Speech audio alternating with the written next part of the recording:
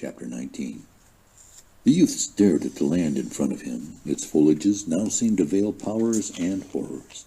He was unaware of the machinery of orders that started the charge, although from the corners of his eyes he saw an officer who looked like a boy on horseback come galloping, waving his hat. Suddenly he felt a straining and heaving among the men.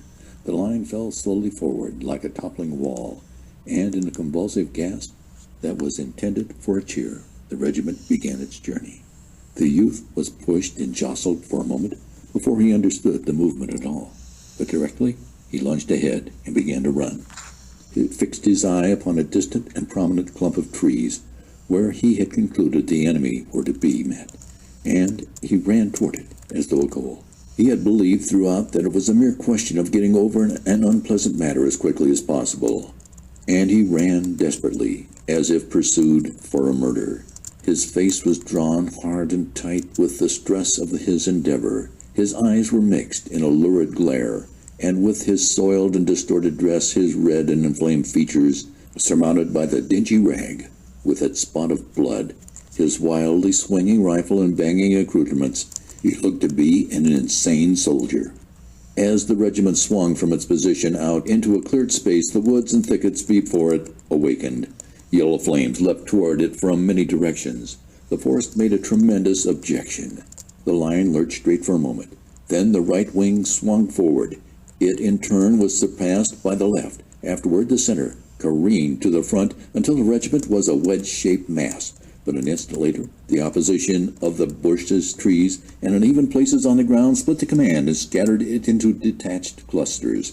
The youth, light-footed, was unconsciously in advance. His eyes still kept note of the clump of trees. From all places near it, the clannish yell of the enemy could be heard. The little flames of rifles leaped from it. The song of the bullets was in the air. Shells snarled among the treetops. One tumbled directly into the middle of a hurrying group and exploded in crimson fury.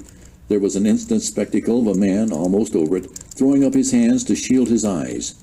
Other men, punched by bullets, fell in grotesque agonies. The regiment left a coherent trail of bodies. They had passed into a clearer atmosphere. There was an effect like a revelation in the new appearance of the landscape. Some men working madly at a battery were plain to them, and the opposing infantry lines were defined by the gray walls and fringes of smoke. It seemed to the youth that he saw everything. Each blade of green grass was bold and clear. He thought that he was aware of every change in the thin, transparent vapor that floated idly in sheets. The brown or gray trunks of trees showed each roughness of their surfaces. The men of the regiment, with their startling eyes and sweating faces, running madly or falling as if thrown headlong into queer heaped-up corpses, all were comprehended. His mind took a mechanical but firm impression, so that afterward everything was pictured and explained to him, save why he himself was there. But there was a frenzy made from this furious rush. The men pitching forward insanely had burst into cheerings, mob-like and barbaric, but tuned in strange keys that can arouse the dullard and the stereotypic. It made a mad enthusiasm that it seemed would be incapable of checking itself before granite and brass. There was the delirium that encounters despair and death, and is heedless and blind to the odds. It is the temporary but sublime absence of selfishness, and because it was of this order was the reason, perhaps why the youth wondered afterward what reasons he could have had for being there. Presently, the straining pace ate up the energies of the men. As if by agreement, the leaders began to slacken their speed. The volleys directed against them had a seeming wind-like effect. The regiment snorted and blew. Among some stolid trees it began to falter and hesitate. The men, staring intently, began to wait for some of the distant walls of smoke to move and disclose to them the scene. Since much of their strength and their breath had vanished, they returned to caution. They were become men again. The youth had a vague belief that he had run miles, and he thought in a way that he was now in some new and unknown land. The moment the regiment ceased its advance, the protesting sputter of musketry became a steady roar. Long and accurate fringes of smoke spread out. From the top of a small hill came level bleachings of yellow flame that caused an inhuman whistling in the air. The men halted, had opportunity to see some of their comrades dropping with moans and shrieks. A few lay underfoot, still or wailing, And now, for an instant, the men stood, their rifles slack in their hands, and watched the regiment dwindle. They appeared dazed and stupid. This spectacle seemed to paralyze them, overcome them with a fatal fascination. They stared woodenly at the sights, and lowering their eyes, looked from face to face. It was a strange pause and a strange silence. Then, above the sounds of the outside commotion, arose the roar of the lieutenant. He strode suddenly forth, his infantile features black with rage. "Come on, you fools!" he bellowed. "Come on! You can't stay here, you must come on!" He said more, but much of it could not be understood. He started rapidly forward, with his head turned toward the men. "Come on!" he was shouting. The men stared with blank and yokel-like eyes at him. He was obliged to halt and retrace his steps. He stood then with his back to the enemy and delivered gigantic curses into the faces of the men. His body vibrated from the weight and force of his imprecations, and he could string oaths with the facility of a maiden who strings beads. The friend of the youth aroused. Lurching suddenly forward and dropping to his knees, he fired an angry shot at the persistent woods. This action awakened the men. They huddled no more like sheep. They seemed suddenly to bethink them of their weapons, and at once commenced firing. Belabored by their officers, they began to move forward.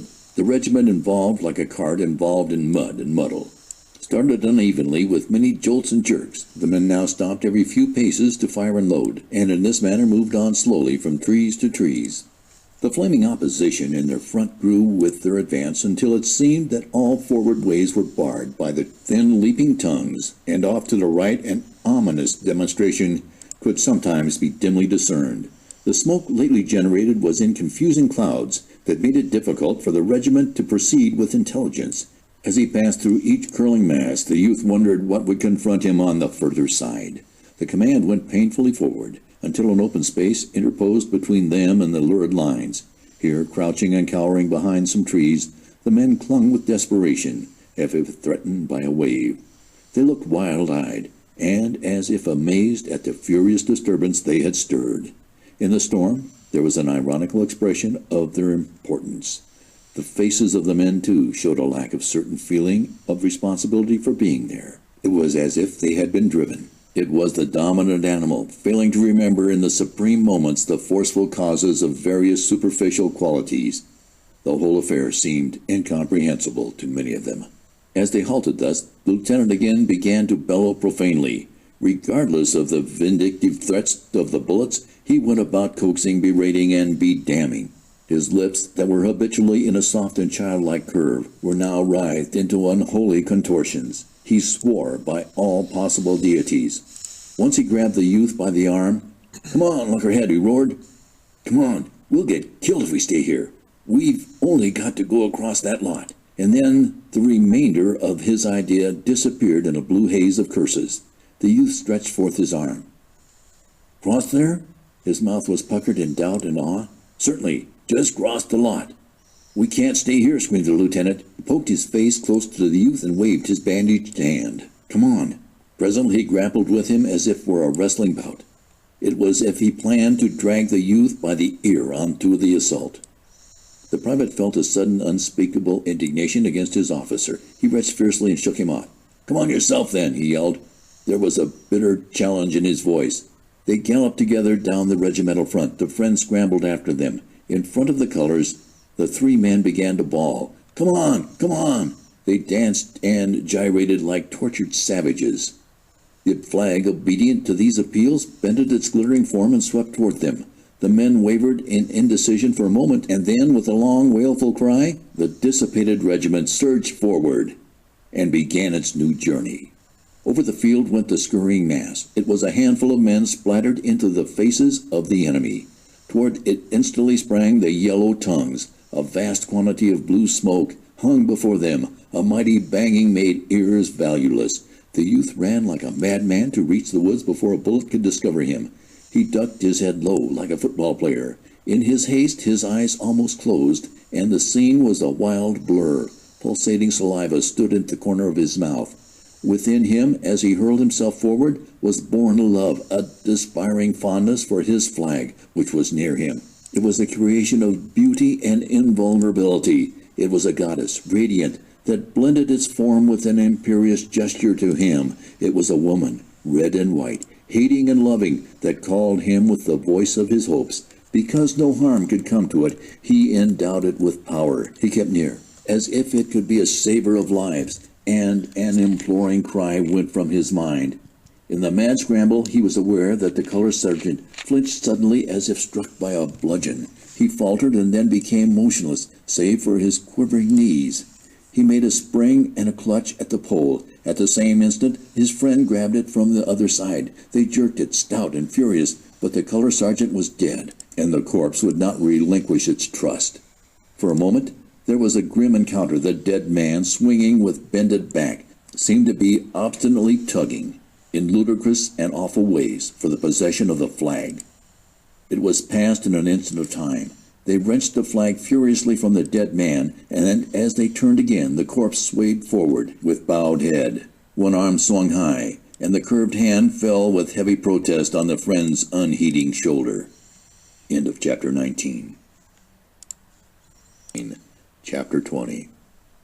When the two youths turned with the flag, they saw that much of the regiment had crumbled away, and the dejected remnant was coming slowly back.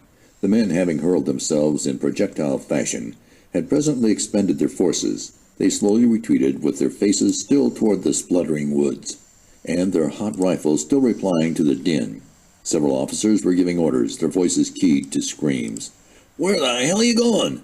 the lieutenant was asking in a sarcastic howl, and a red-bearded officer, whose voice of triple brass could plainly be heard, was commanding, "Shoot into 'em! Shoot into 'em! God damn their souls!" There was a melee of screeches in which the men were ordered to do conflicting and impossible things. The youth and his friend had a small scuffle over the flag. "Give it to me." "No, let me keep it." Each felt satisfied with the other's possession of it, but each felt bound to declare by an offer to carry the emblem his willingness to further risk himself.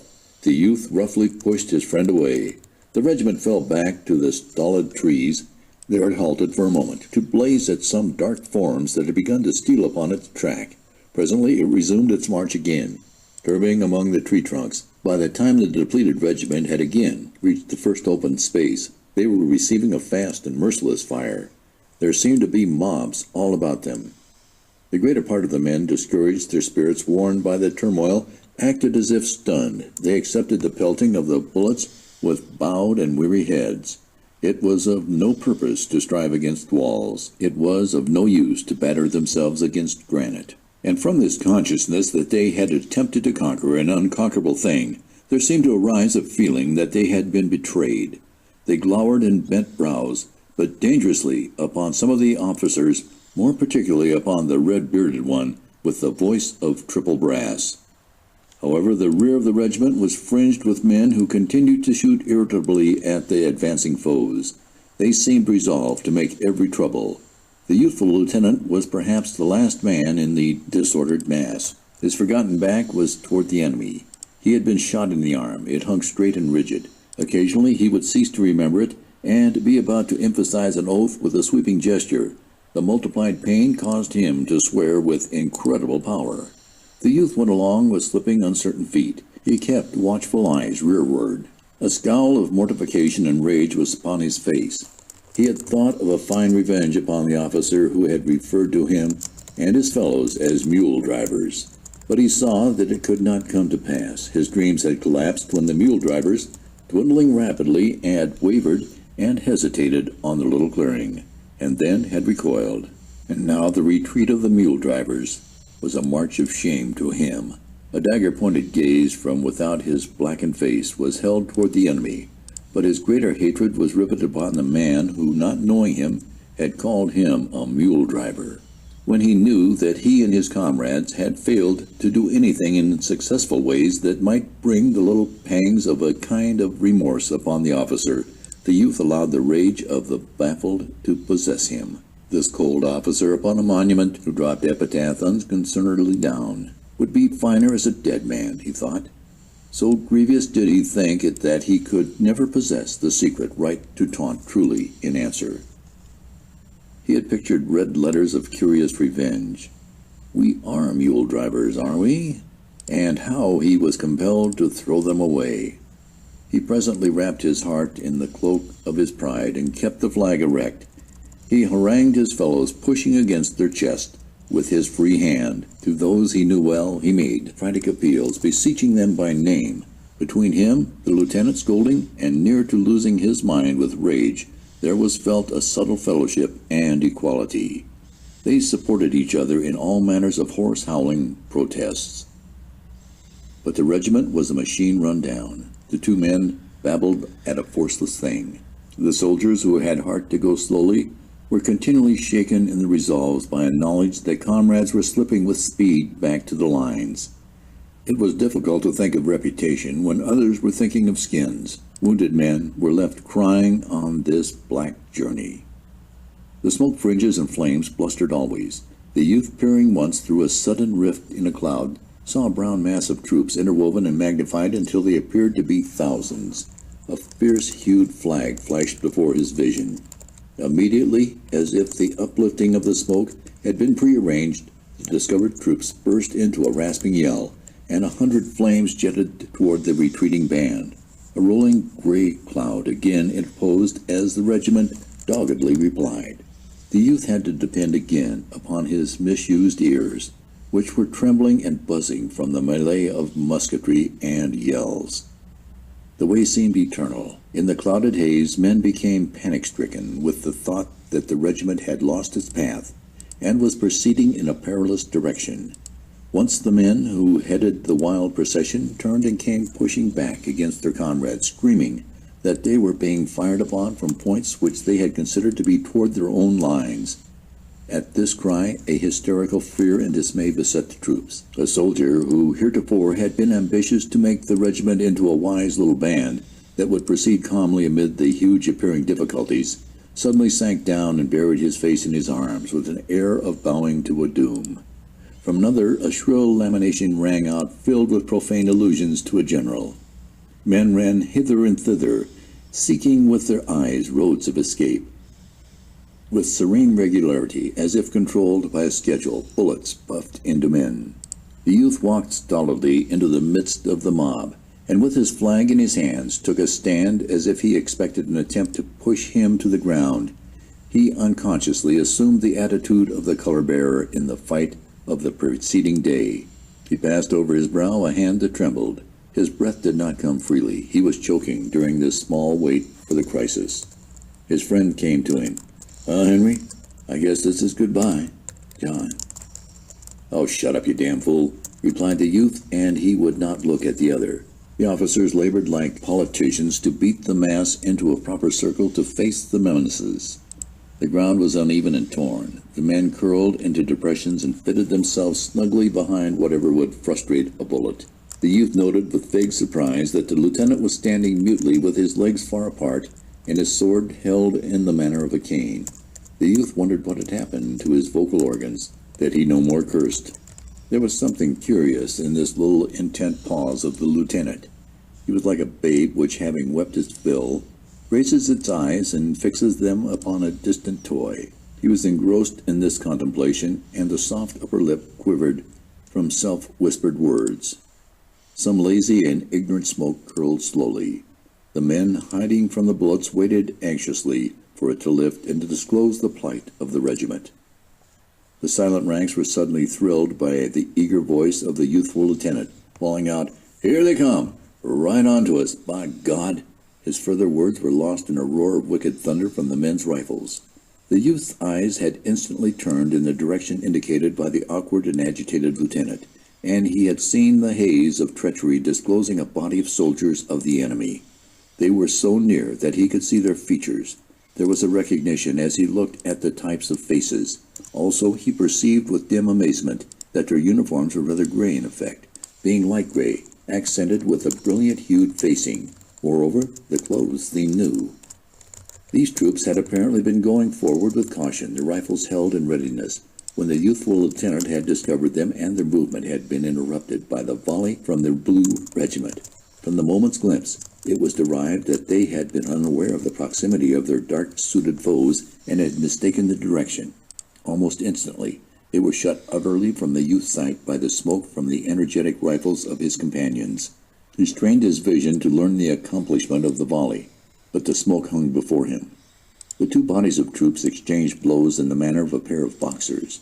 The fast, angry firings went back and forth. The men in blue were intent with the despair of their circumstances, and they seized upon the revenge to be had at close range. Their thunder swelled loud and valiant. Their curving front bristled with flashes, and the place resounded with the clangor of the ramrods. The youth ducked and dodged for a time and achieved a few unsatisfactory views of the enemy. There appeared to be many of them, and they were replying swiftly. They seemed moving toward the blue regiment, step by step. He seated himself gloomily on the ground with his flank between his knees. As he noted the vicious, wolf-like temper of his comrades, he had a sweet thought that if the enemy was about to swallow the regimental groom as a large prisoner, it could at least have the consolation of going down with the bristles forward. But the blows of the antagonist began to grow more weak. Fewer bullets ripped the air, and finally, when the men slackened to learn of the fight, they could see only dark, floating smoke. The regiment lay still and gazed. Presently some chance whim came to the pestering blur, and it began to coil heavily away. The men saw aground vacant fighters. It would have been an empty stage if it were not for a few corpses that lay thrown and twisted into fantastic shapes upon this sward. At sight of this tableau, many of the men in blue sprang from behind their covers and made an ungainly dance of joy. Their eyes burned, and a hoarse jeer of elation broke from their dry lips. It had begun to seem to them that events were trying to prove that they were impotent. These little battles have evidently endeavored to demonstrate that the men could not fight well. When on the verge of submission to these opinions, the small duel had showed them that the proportions were not impossible, and by it they had revenged themselves upon their misgivings and upon the foe. The impetus of enthusiasm was theirs again. They gazed about them with looks of uplifted pride, feeling new trust in the grim, always competent weapons in their hands, and they were men. End of Chapter 20. Chapter 21. Presently they knew that no firing threatened them. All ways seemed once more open to them. The dusty blue lines of their friends were disclosed a short distance away. In the distance there were many colossal noises, but in all this part of the field there was a sudden stillness. They perceived that they were free. The depleted band drew a long breath of relief and gathered itself into a bunch to complete its trip. In this last length of journey, the men began to show strange emotions. They hurried with nervous fear. Some, who had been dark and unfaltering in the grimmest moments, now could not conceal an anxiety that made them frantic. It was perhaps that they dreaded to be killed in insignificant ways after the times for proper military deaths had passed. Or perhaps they thought it would be too ironical to get killed at the portals of safety. With backward looks of perturbation, they hastened. As they approached their own lines, there was some sarcasm exhibited on the part of a gaunt and bronze regiment that lay resting in the shade of trees. Questions were waved to them. "Where the hell you been? Why didn't you stay there? Was it warm out there, Sonny? Going home now, boys?" One shouted in taunting mimicry. "Oh, Mother, come quick and look at the soldiers." There was no reply from the bruised and battered regiment, save that one man made broadcast challenges to fistfights, and the red-bearded officer walked rather near and glared in great swashbuckler style at a tall captain in the other regiment. But the lieutenants suppressed the man who wished to fist-fight, and the tall captain, flushing at the little fanfare of the red-bearded one, was obliged to look intently at some trees. The youth's tender flesh was deeply stung by these remarks. From under his creased brows he glowered with hate at the mockers. He meditated upon a few revenges. Still many in the regiment hung their heads in criminal fashion, so that it came to pass that the men trudged with sudden heaviness, as if they bore upon their bended shoulders the coffin of their honor. And the youthful lieutenant, recollecting himself, began to mutter softly in black curses. They turned when they arrived at their old position to regard the ground over which they had charged. The youth in his contemplation was smitten with a large astonishment. He discovered that the distances, as compared with the brilliant measurings of his mind, were trivial and ridiculous. The stolid trees where much had taken place seemed incredibly near. The time, too, now that he reflected, he saw to have been short. He wondered at the number of emotions and events that had been crowded into such little spaces. Elfin thoughts must have exaggerated and enlarged everything, he said. It seemed then that there was bitter justice in the speeches of the gaunt and bronzed veterans. He veiled a glance of disdain at these fellows who strewed the ground, choking with dust, red from perspiration, misty-eyed, disheveled. They were gulping at their canteens, fierce to wring every mite of water from them, and they polished at their swollen and watery features with coat sleeves and bunches of grass. However, to the youth there was a considerable joy in musing upon his performances during the charge. He had had very little time previously in which to appreciate himself, so that there was much satisfaction in quietly thinking of his actions. He recalled bits of color that in the fury had stamped themselves unawares upon his engaged senses. As the regiment lay heaving from its hot exertions, the officer who had named them as mule drivers came galloping along the line. He had lost his cap. His tousled hair streamed wildly, and his face was dark with vexation and wrath. His temper was displayed with more clearness by the way in which he managed his horse. He jerked and wrenched savagely at the bridle, stopping the hard-breathing animal with a furious pull near the colonel of the regiment. He immediately exploded in reproaches which came unbidden to the ears of the men. They were suddenly alert, being always curious about black words between officers. "Oh, thunder, Machancy, what an awful bull you made of this thing," began the officer. He attempted low tones, but his indignation caused certain of the men to learn the sense of his words. "What an awful mess you made. Good Lord, man, you stopped about 100 feet this side of a very pretty success. If your men had gone 100 feet further, you would have made a great charge. But as it is, what a lot of mud diggers you've got anyway."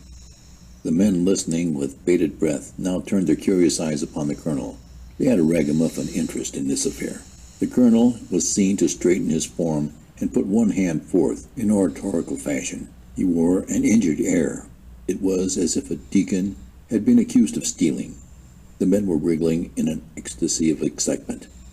But of a sudden the colonel's manner changed from that of a deacon to that of a Frenchman. He shrugged his shoulders.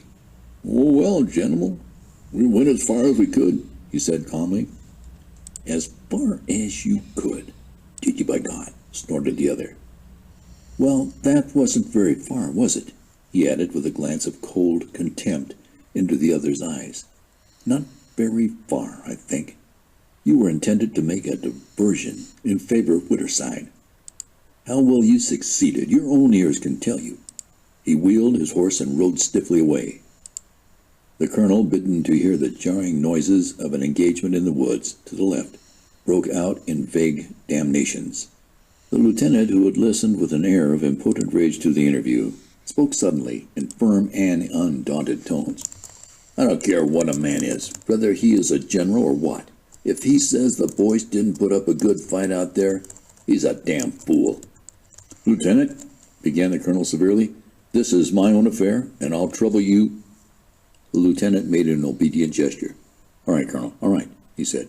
He sat down with an air of being content with himself. The news that the regiment had been reproached went along the line. For a time the men were bewildered by it. "Good thunder!" they ejaculated, staring at the vanishing form of the general. They conceived it to be a huge mistake. Presently, however, they began to believe that in truth their efforts had been called light. The youth could see this conviction weigh upon the entire regiment until the men were like cuffed and cursed animals, but withal rebellious. The friend, with a grievance in his eye, went to the youth. "I wonder what he does want," he said. "He must think we went out there and played marbles. I never see such a man." The youth developed a tranquil philosophy for these moments of irritation. "Oh, well," he rejoined, "he probably didn't see nothing of it at all, and got mad his places, and concluded we were a lot of sheep, just because we didn't do what he wanted done. It's a pity Grandpa Henderson got killed yesterday. He'd have known that we did our best and fought good. It's just our awful luck, that's what." "I should say so," replied the friend. He seemed to be deeply wounded at an injustice. I should say we did have awful luck. There's no fun in fighting for people when everything you do, no matter what, ain't done right. I have a notion to stay behind next time and let 'em take their old charge and go to the devil with it." The youth spoke soothingly to his comrade. "Well, we both did good. I'd like to see the fool what'd say we both didn't do as good as we could." "Of course we did," declared the friend stoutly. "And I'd break the feller's neck if he was as big as a church. But we're all right anyhow, for I heard one fellow say that we two fit the best in the regiment, and they had a great argument about it. Another fellow, of course, he said to up and say it was a lie. He seen all what was going on, and he never seen us from the beginning to the end. And a lot more struck in and says it wasn't a lie. We did fight like thunder, and they gave us quite a send-off. But this is what I can't stand. These everlasting old soldiers tittering and laughing, and then that general. He's crazy." The youth exclaimed with sudden exasperation, "He's a lunkerhead. Makes me mad. I wish he'd come along next time. We'd show him what." He ceased because several men had come hurrying up. Their faces expressed a bringing of great news. "Well, Flam, you just ought to heard," cried one eagerly. "Heard what?" said the youth. "You just ought to heard," repeated the other, and he arranged himself to tell his tidings. The others made an excited circle. "Oh, sir, the colonel met your lieutenant right by us. It was the damnedest thing I ever heard, and he says, he says, 'Mr. Hornbrook,' he says, 'by the way, who was that lad that carried the flag?' he says. 'There, Fleming, what do you think of that? Who was the lad that carried the flag?' he says, and the lieutenant, he speaks up right away. 'That's Fleming, and he's a Jim Hickey,' he said right away. 'What?' I say he did. 'A Jim Hickey,' he says. Those are his words. He did, too.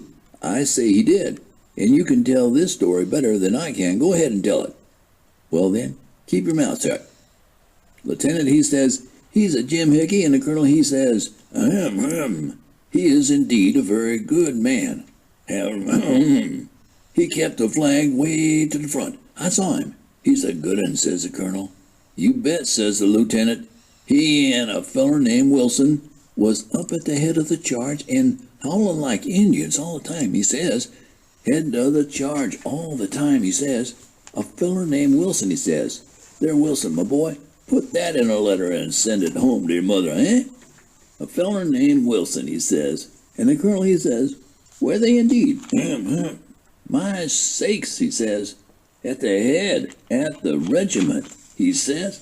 'They were,' says the lieutenant. 'My sakes,' says the colonel. He says, 'Well,' he says, 'those two babies, they were,' says the lieutenant. 'Well,' says the colonel, 'they deserve it, be major generals,' he says. 'They deserve it, be major generals.'"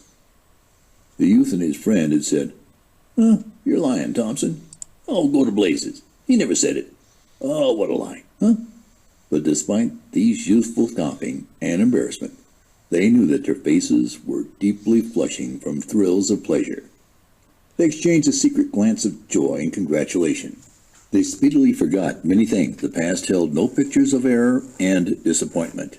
They were very happy, and their hearts swelled with grateful affection for the colonel and the youthful lieutenant.